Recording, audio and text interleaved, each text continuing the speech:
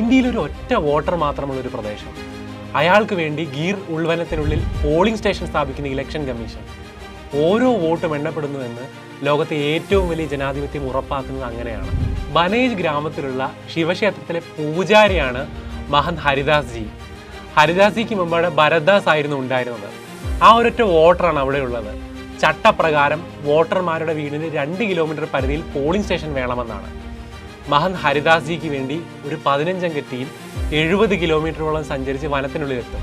അവരുടെ കയ്യിൽ ഒരു ഇലക്ട്രോണിക് വോട്ടിംഗ് മെഷീൻ ഉണ്ടാകും, ഒരു ബാറ്ററി പാക്ക്, ഒരു കൺട്രോൾ യൂണിറ്റ്, രജിസ്റ്റർ, സീൽ ചെയ്യുന്നതിന് വേണ്ടിയുള്ള ബൂത്ത് നമ്പറുള്ള ഒരു സ്റ്റാമ്പ്, വിരലിൽ മാർക്ക് ചെയ്യാനുള്ള ഇൻഡെലിബിൾ ഇങ്ക് അഥവാ മഷി. തലേ ദിവസം 5 മണിക്ക് മുൻപ് എല്ലാ തയ്യാറെടുപ്പും കഴിഞ്ഞ് ലോക്കൽ ഫോറസ്റ്റ് ഡിപ്പാർട്ട്മെന്റ് കെട്ടിടം പോളിംഗ് ബൂത്തായി പരിവർത്തനം ചെയ്തിട്ടുണ്ടാകും.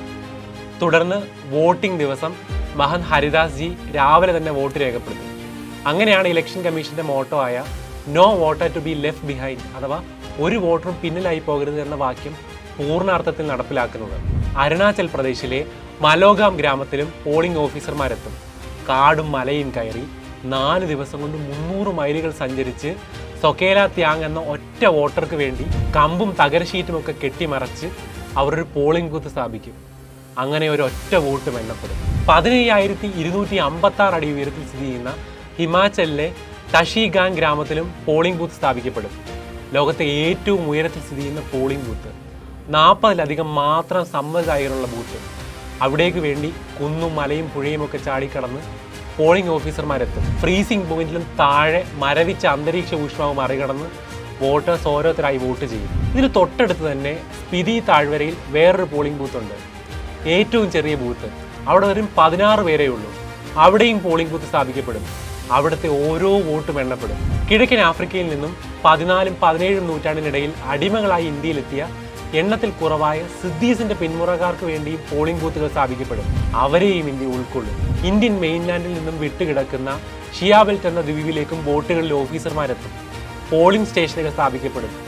ഓരോ വോട്ടും എണ്ണപ്പെടും. സ്ഥാനാർത്ഥികളോ രാഷ്ട്രീയ പാർട്ടികളോ ഒന്നും വിരലിൽ എണ്ണാവുന്ന ഈ മനുഷ്യർക്ക് വേണ്ടി ഉറക്കം കളയുകയോ അതിനിർണായകമെന്ന് കണക്ക് കൂട്ടി അവിടേക്ക് ചെല്ലുകയോ ചെയ്യില്ലായിരിക്കും.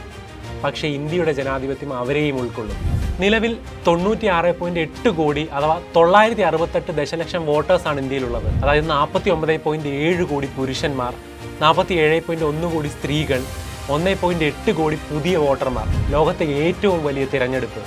ഇവർക്കായി 55 ലക്ഷം ഇലക്ട്രോണിക് വോട്ടിംഗ് മെഷീനും അത്രയും തന്നെ voter verifiable paper audit trial അഥവാ VVPAT മെഷീനുകളും വേണ്ടിവരും. ഇതൊക്കെ ചേർന്ന് 7 ഘട്ടങ്ങളിലായി ഇന്ത്യയിൽ വോട്ടെടുപ്പ് നടക്കും. ഓരോ വോട്ടും എണ്ണപ്പെടണം.